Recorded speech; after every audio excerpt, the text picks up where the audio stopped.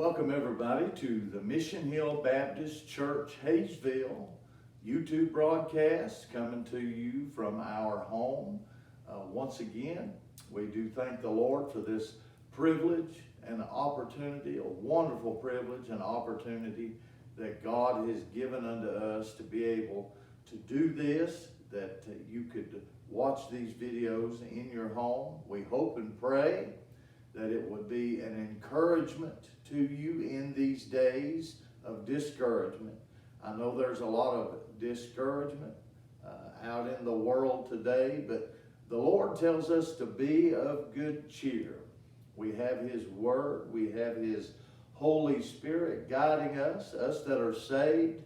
And if you're not saved, we pray that you will be saved. We pray that something would be said from the Word of God or something sung in one of the songs that would touch your heart, be a blessing to you.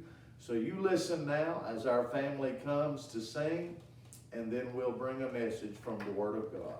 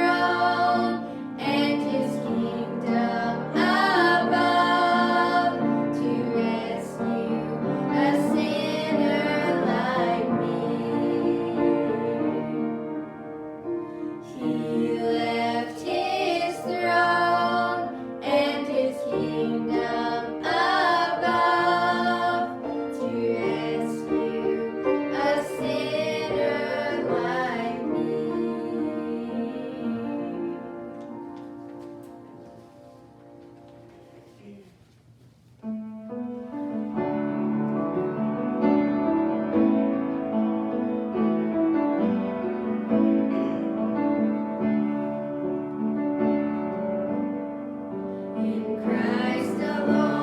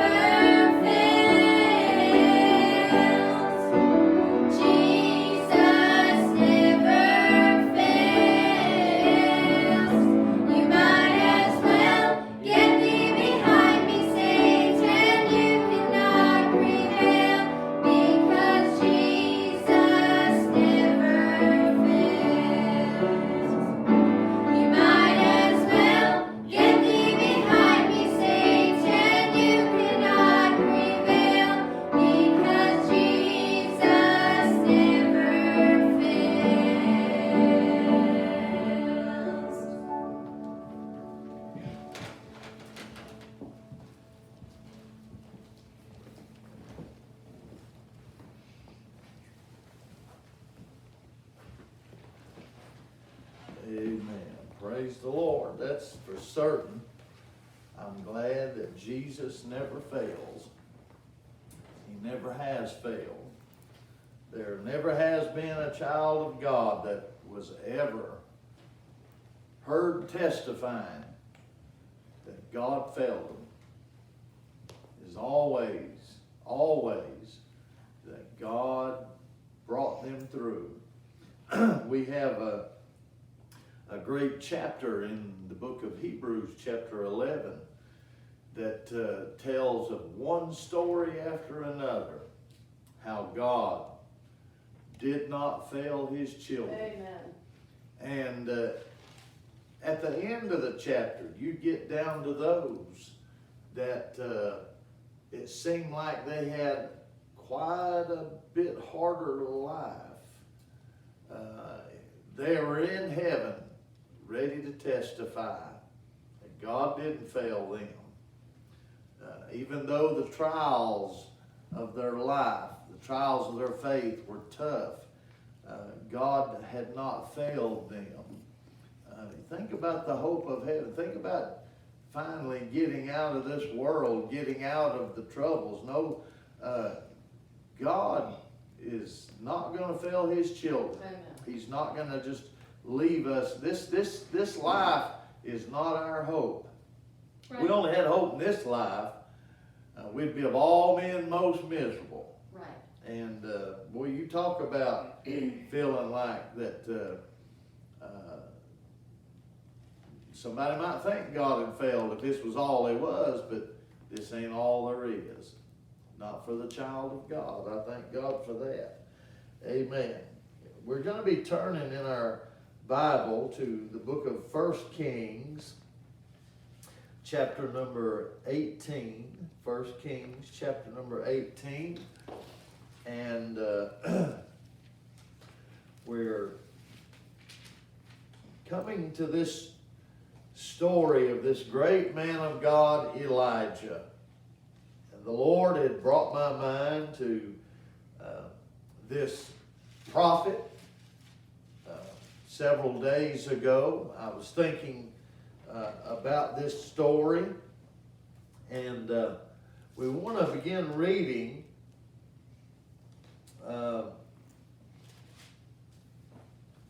in verse number 40.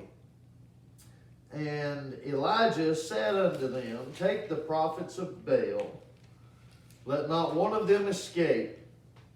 And they took them, and Elijah brought them down to the brook Kishon, and slew them there.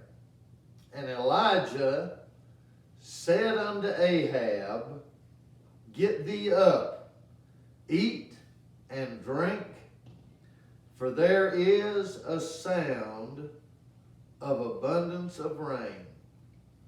So Ahab went up to eat and to drink, and Elijah went up to the top of Carmel, and he cast himself down upon the earth and put his face between his knees. And that's as far as I want to read for sake of reading. And but I want to think about that thought that Elijah had said to Ahab, and give you an introduction, and then try to bring the thought that I feel like that God has given unto us. But Elijah said in verse number 41 unto Ahab, get thee up, eat and drink, for there is a sound of abundance of rain. There is a sound of abundance of rain. Now that may not mean a whole lot to a lot of people, but the story goes back. They were in a drought. They were in a heavy drought. And Elijah is the one that had told Ahab to begin with over in the chapter number 17, when we first see Elijah the Tishbite in this particular story. And the first thing that he says, he said to Ahab, "As the Lord God of Israel liveth, before whom I stand, there shall not be dew nor rain these years, but according to my word." And so it was by the word of the prophet that there had ceased to be rain there in the land of Israel, or maybe all of the Middle East. But they were there in a drought. And there's some things that happened I'll get to in a minute in between them. But now Elijah has come back now, and he is in the presence of Ahab. And he tells him to go up and eat and drink, for there is a sound of abundance of rain. Now Elijah said that by faith. Amen. He said it by faith. Because at this time, there wasn't a cloud in the sky. There hadn't been a drop of rain nowhere. And he said that there's a sound of abundance of rain. Now, it puts my mind in this, that Elijah was a man that could see things that most people could not see. Right. And so I'm thinking that maybe Elijah was hearing things that the normal person may not be able to hear. Coming from the spiritual realm. Are you listening to me? Yeah. He was put to this place. Of course, in this chapter, at the end of this chapter, after he had sent Ahab to go up and eat, Elijah goes up to Mount Carmel, puts his face between his knees, and begins to pray. And he sends his servant up to the mountain to look toward the sea, to see if he saw any clouds, to see anything. And he said, I don't see anything. And of course, Elijah stayed there praying with his face to the ground between his knees. And he told his servant, go up 7 times. You know, there's something about that, just like when he had told a man to go wash himself 7 times in the Jordan, and then his leprosy would be cleansed from him. Well, he's telling his servant, go up 7 times and look toward the sea. It was an act of faith. He was looking and believing that there was going to be rain. Finally, the young man comes back and said, there's a small cloud about the size of a man's hand. And so that's finally how that Ahab, the Bible said that he came to pass in verse 45, in the meanwhile that the heaven was black with clouds and wind, and there was a great rain. And that all started from Elijah telling Ahab there's a sound of abundance of rain. Believing by faith. Now, I said all that to say this. You need to realize one thing, that our life, regardless of what we go through, or regardless of what happens in our life, it's going to happen by faith. Amen. We are the children of faith.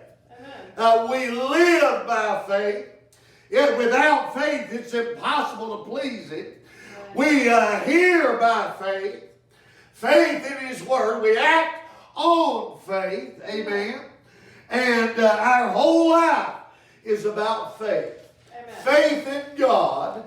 Faith in God's ability. Faith in God's Word. Amen. Amen.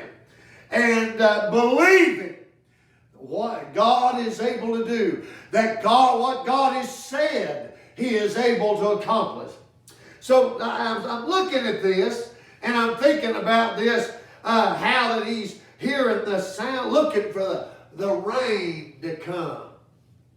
Looking for the rain to come. Now, I want us to picture that and get a spiritual application today of the children of God looking for our deliverance, looking for our Lord to come, looking for God to send the rain. Amen.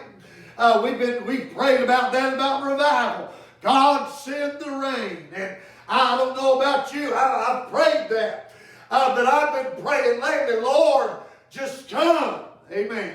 Just come and Yes, get your people out of this mess. And we need to start believing that there's a sound of abundance of rain. Amen. Now, there were some things happened in Elijah's life previous to this that may have led him up to this point where he had faith in the sound of this abundance of rain. And you think about it, when I go back and I look, and I want you to remember everything I've said about our lives being lives of faith. When Elijah was the one that had prayed against this wicked king. I mean, there was no more wicked king than this king. Are you listening to me? I mean, that nobody had done more evil against God's people than King Ahab. I mean, he was just wicked. The Bible said in chapter number 16 and verse 33, Ahab made a grove, and Ahab did more to provoke the Lord God of Israel to anger than all the kings of Israel that were before him. Does that remind you of anybody? Yeah. I'll tell you what, it reminds me of somebody that we are looking at and see every day. It seems like it's a disaster on every hand. Yes. And it's always against the right and against righteousness Right. and against God and against just what's right to do. Amen? Right. I mean, when you've got people doing that, I mean, just doing what's wrong, constantly doing what's wrong, you've got a bad king. Amen? Yes. And but so here Elijah begins to pray. And he said, God's going to judge this crowd.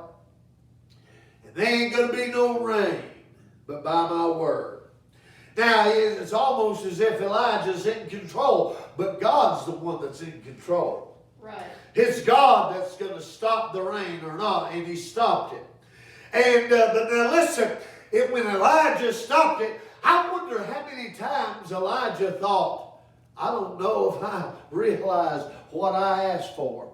Because there he was in need of being taken care of. And the Bible said that God put him by the brook Cherith and gave him bread and flesh of a morning and bread and flesh of evening by ravens. And had that brook in the middle of a drought, a brook that was still running. And so God was taking care of him. But it was at the end of that, when it began to dry up, that God sent him to a widow woman. And that widow woman, she had a little child. And she was going to gather 2 sticks. She had a little bit of meal and a little bit of oil in a cruse. And she was going to bake that. They were going to eat it and die. End of story. And Elijah comes along, and God had commanded her to sustain him. Not just give him her last, but to sustain him. Now I'm wondering if she wonders how she's going to do that when she doesn't have sustenance. But she's commanded to sustain the man of God. Right. And so it's when she's down at the last little bit that she finally, God shows that there's a barrel of meal that'll not waste and a cruse of oil that shall not fail. Then, after that, her son gets sick and dies. And she said, are you come to me to bring my sins before me, to cause my son to die? What have I to do with thee, O man of God? In verse 18 of chapter 17. art thou come unto me to call my sin to remembrance and to slay my son? And Elijah had prayed, stretched himself upon the child 3 times, and cried unto the Lord and said, O my Lord, I pray thee, let this child's soul come into him again. And the Lord heard the voice of Elijah. Now I want to tell you something. I said all that to say this. 3 stories. Elijah by the brook Cherith. Then Elijah at the widow woman's house. Then Elijah with the widow woman's son, dead son. And thinking about all this started when Elijah prayed and said, it's not going to rain but by my word. But now he's living by faith and he's trusting God. Now I want to ask you something. I want to make a statement rather. The blessings that came in Elijah's life always came at the end of an event. It was when the brook was drying up that Elijah found the blessing to go to the widow's house. It was there at the widow's house when the barrel was empty, not when it was full, when it was empty, that God provided. And now it is when the son is dead, when God gives him the wisdom to pray and stretch on that boy, and God revives his life. God blesses us many times when we're at the end of an event. Right. Not in the middle or at the beginning, not when things are full and abundant, but when things have come to an end. Are you listening to me? I mean, this drought had finally worked its way through every part of the land where nobody's got any water, nobody's got any wood, nobody's got any meal. And Elijah says it's a sound of abundance of rain. Amen. Faith. Listen, faith is what you and I need to kick in when things seem like they're at their last, when they're at their lowest, when we're at our most empty spot. And there's some things, listen, when Elijah was going through this, and all that he was going through, he had Ahab hunting for his life because of Jezebel, his wife. Jezebel, that wicked queen. And Elijah, the king who did not know how to be king. He wasn't king. He was listening to Jezebel. Everything Jezebel told him to do, he did. And don't that sound like somebody? I mean, somebody that don't know how to rule themselves. Listen to some other wicked person. And so Elijah in chapter number 18, when he finally comes and meets Ahab, that Ahab saw Elijah in verse number 17, and Ahab said unto him, art thou he that troubleth Israel? Now, I want to tell you something. In these days that you and I are living in, we're going to be the ones that's going to be accused of the trouble. You're right. And I want to tell every child of God and every pastor that may be discouraged, listen, the more this world accuses us of being the trouble, the more I hear the abundance of rain. Yes, sir. Amen?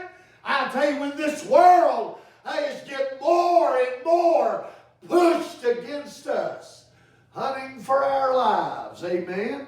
I mean, that's exactly what they're going to try to do. They're going to try to narrow us down. And it's on every hand, everywhere you look. It's the ones that are trying to stand for God and stand for right are being accused of being the problem. Mm-hmm. Amen? Right. Even good, I'm not talking about crazy people. I'm talking about good, God-fearing, holy Baptist preachers are being accused of being the problem today. We're not the problem. Amen. It's the wickedness of this world and people that don't want God. That's the problem. Right. Ahab had 450 preachers telling him everything he wanted to hear. Ahab, he's a little old-fashioned, a little too fundamental. No, he serves a holy God that is not playing games with this world, who is very serious. He does love the sinner. But listen, God ain't playing games with the government. And God ain't playing games with sin and people's unrighteousness. And so I'll tell you what, the trouble, listen, he's wondering where the trouble come from. Are you he that troubleth Israel, Elijah? I mean, accusing us of being the trouble. Right. No, the trouble is fixing to be exposed. Elijah says, go get your prophets. Go get your 450 prophets. And we're going to set out this day to find out who it is that is the God of heaven, that is the God of Israel. And so they set out. Now listen, the abundance of false preachers, when you think about that, I mean, in verse number 21 of chapter 18, Elijah came to all the people and said, how long halt you between two opinions? Right. If the Lord be God, follow him. And if Baal, then follow him. And the people answered him, not a word. I tell you what is the trouble, is people that are undecided whether they want to follow God or not. Right. Amen. People that are undecided about following God or not. Right. They're between two opinions. They want the world and they say they want God. They want the flesh and they want the spirit. They want heaven, but they want all that this world has to offer. That's what's troubling. Yes. Amen. Yes. And I'll tell you what, when I see an abundance of that, the more and more that people, listen, I used to get discouraged. I mean, the more people that just they want to be religious, but they want to live worldly. I mean, that's still kind of discouraging. But the more I see that, the more I hear the abundance of the sound of rain. Sir. Amen. Amen. The more I'm looking, amen, for it to rain, for God to send the rain. Amen. So now, Elijah said unto the people, even I only remain a prophet of the Lord. I want to encourage every man of God that may watch this. You need to say with Elijah, if you feel like you're the only one in your little corner of the world, even I only remain a prophet of the Lord. I only remain a prophet of the Lord, a preacher of the Lord. I'm going to remain what God called me to begin with. Amen. There ain't no need for you and I to change in the least bit. This world, that's what the devil in this world wants us to do. They want us to soften up, ease up, turn, change. Amen. Do it differently. Just leave, quit. Oh no, God wants his man to remain a man of God in these days. Amen. Even I only remain. Now listen, he said, but Baal's prophets are 450 men. The abundance of false preaching is the problem. That's the trouble. It's not the truth that's the trouble. It's the abundance of false preaching in our day. That's what's troubling America. Right. That's what's troubling this world. On every hand. Listen, I'm going to tell you something. The majority of what you're seeing and hearing ain't the truth. It may look like the truth. It may sound pretty close to the truth. but it's got a narrative. Are you hearing me? Yes, sir. That's not turning people to Jehovah God. Right. It's not showing people the path of righteousness.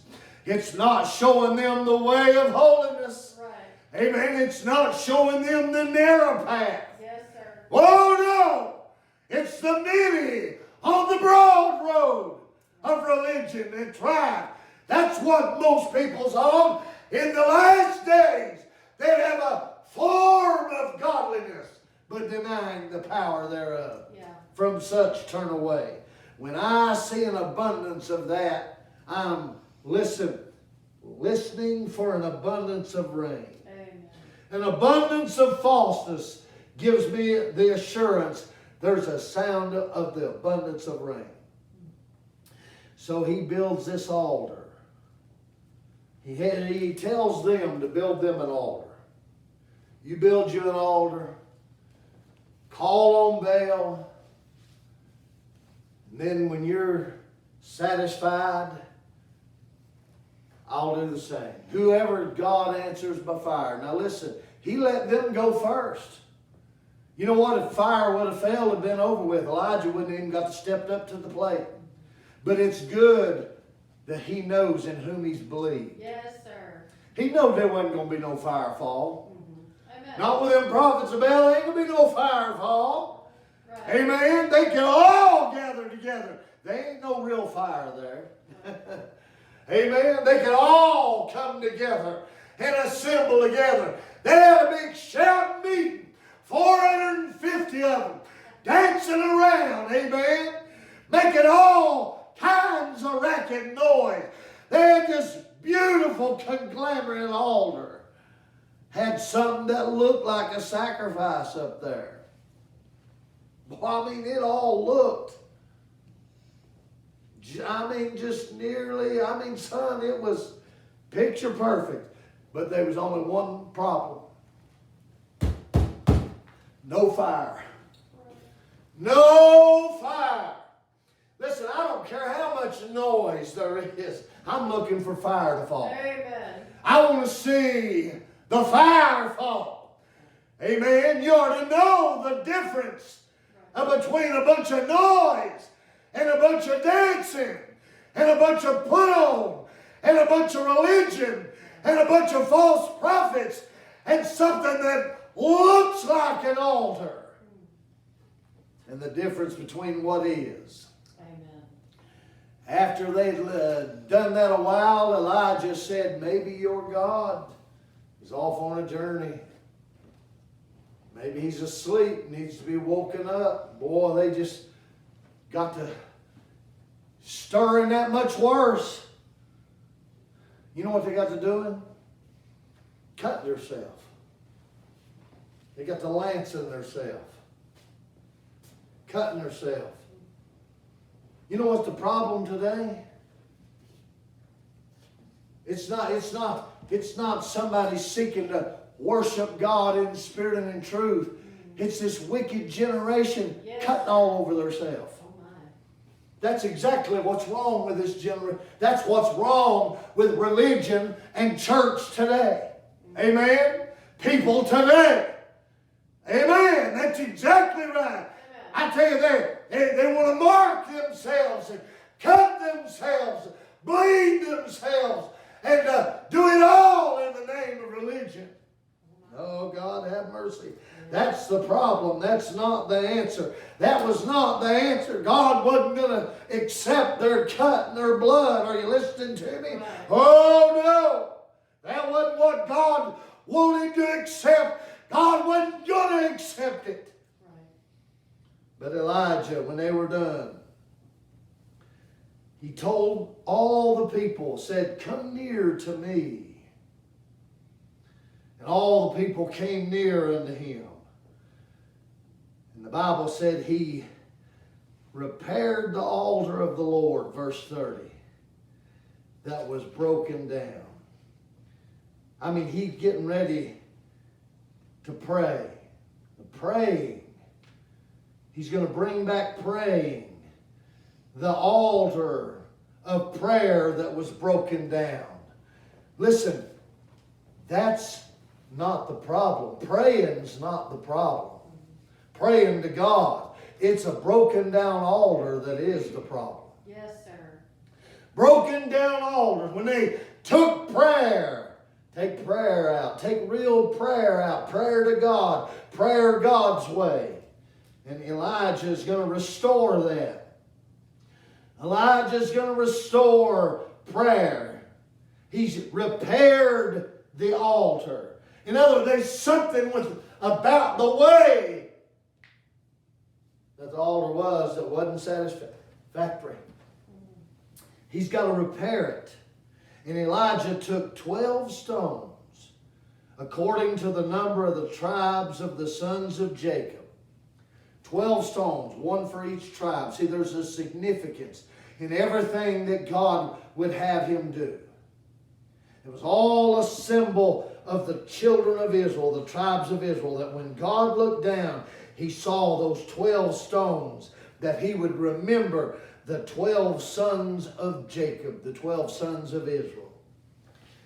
And he took them, listen now,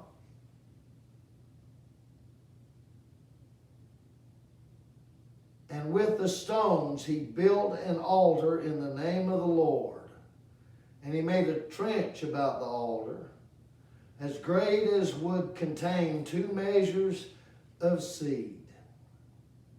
And he put the wood in order, and cut the bullock in pieces, and laid him on the wood, and said, fill 4 barrels with water, and pour it on the burnt sacrifice, and on the wood. And he said, do it the second time.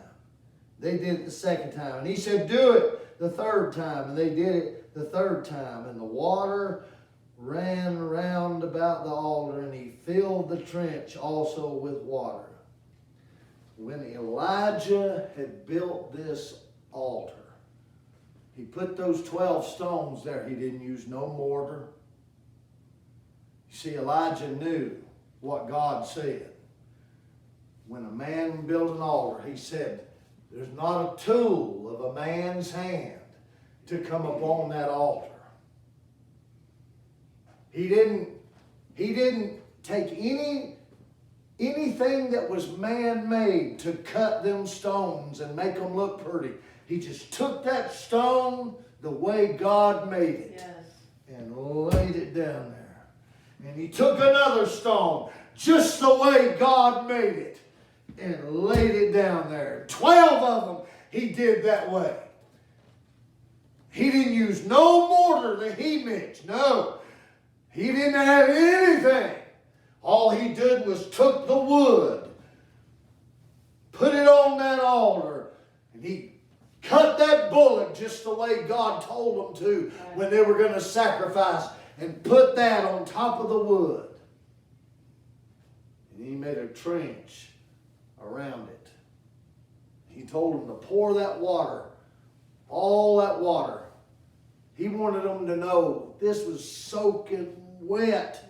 There's no way there could have been a small fire kindled under it in some way or another. He wanted them to know. Amen. And you know what happened? When he had made that altar the way that God said, God was satisfied. Amen. Verse 36, and it came to pass at the time of the offering of the evening sacrifice that Elijah the prophet came near and said, see, he even waited to the time of the evening sacrifice. The time that they normally would have an evening sacrifice. I mean, it might have been the middle of the afternoon. But Elijah got all of his work done. He said, we're going to wait till the time of the evening sacrifice. We're going to do this thing exactly the way that God would have the priests, the children of Israel, to do. And at the time of the evening sacrifice, he came near. They're watching him. And said, Lord, God of Abraham, Isaac, and of Israel, let it be known this day that thou art God in Israel, that I am thy servant, that I have done all these things at thy word. Amen. A man of God that'll do things just the way God said in his word. He ain't the problem. You get a man that'll do that, boy, that gives me hope for abundance of rain. Amen. And he said, hear me, O Lord, hear me. See, Elijah's a man of like passions. Man of God, you're praying, wondering if God's going to hear you. Oh, he'll hear you. Amen.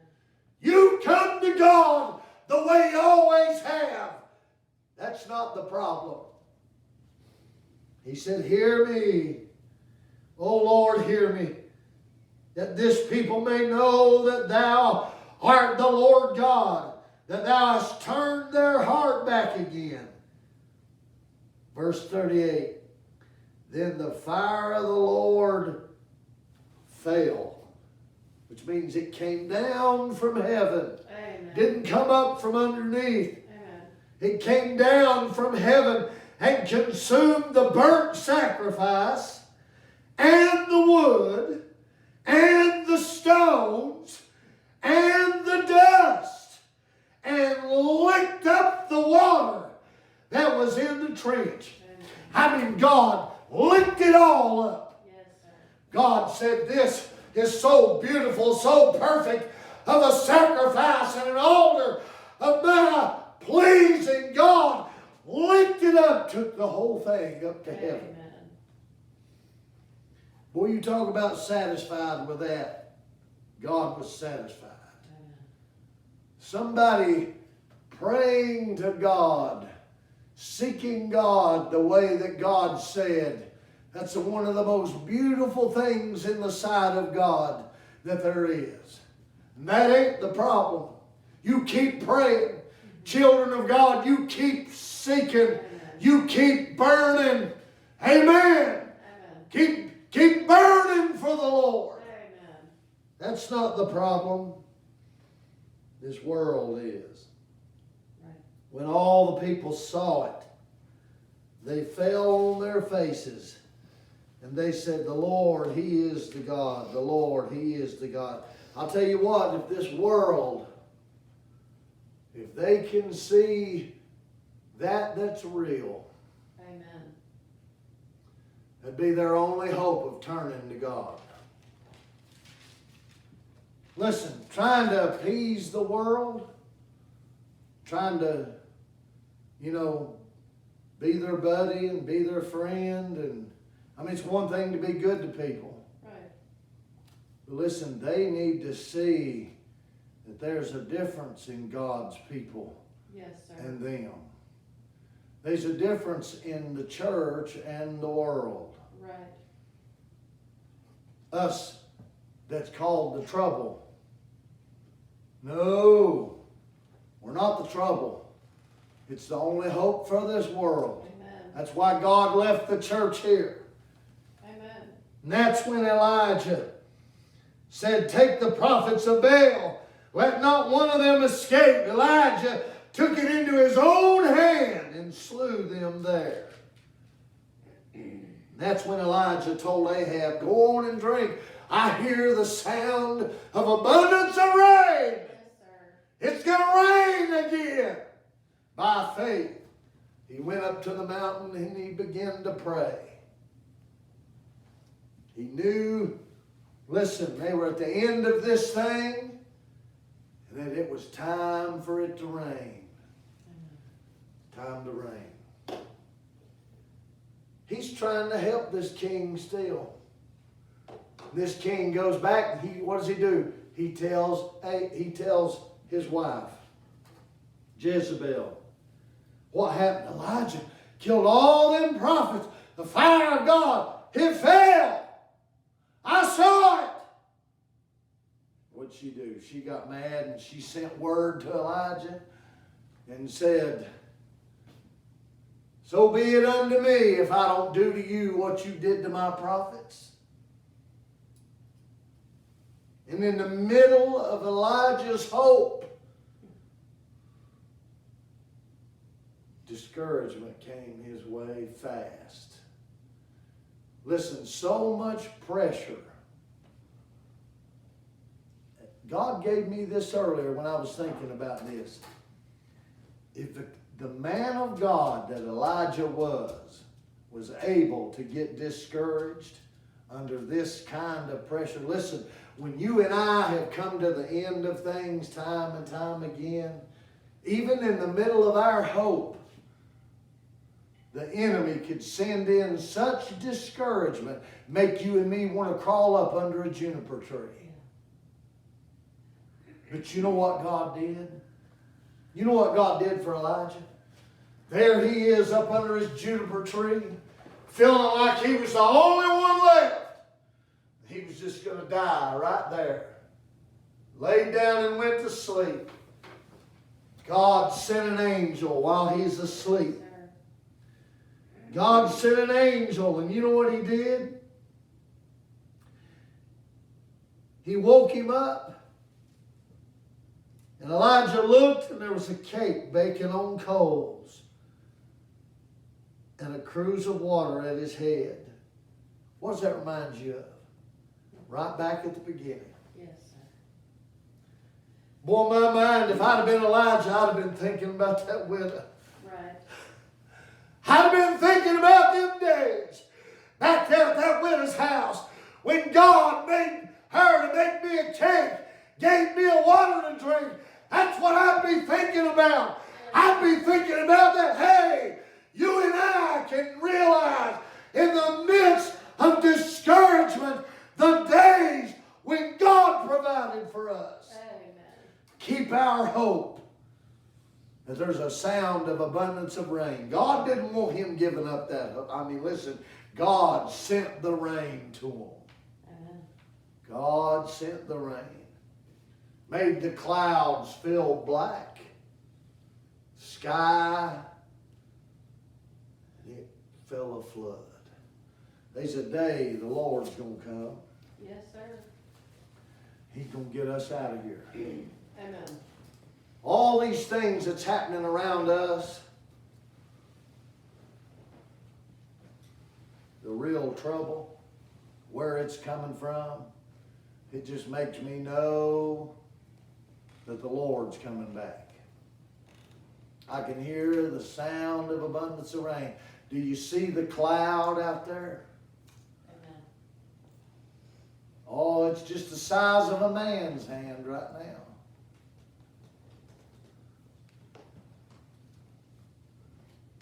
You know what God gives us these signs? Here's what God said to me earlier. Those things, God drying up the rain, God drying up the brook, God sending him to that widow's house, that boy dying, all those things were done for Elijah. All these things that you and I see as hard signs that we're living through, listen, God's doing them for us. He's not doing them that you and I be discouraged. Elijah didn't have nothing to be discouraged over. God was going to take care of him. Did take care of him through all of it. Amen. Took care of him through all of it. Amen. Until the time where he was able to say, there's a sound of abundance of rain. Amen. Time for the rain again. Amen. I want my family to come saying, I hope this has been a blessing to you today. May the Lord help you. If there's somebody that's not saved watching my video, the Lord wants you to know him. The truth of the Word of God is that the Word is nigh thee, even in thy mouth and in thy heart. The Word of faith which we preach. That if thou shalt confess with thy mouth the Lord Jesus, and believe in thine heart that God hath raised him from the dead, thou shalt be saved. Amen. Except you repent, you shall all likewise perish, Jesus said. Repent and believe the gospel is what the Bible said. You can be saved, born again today. While they come,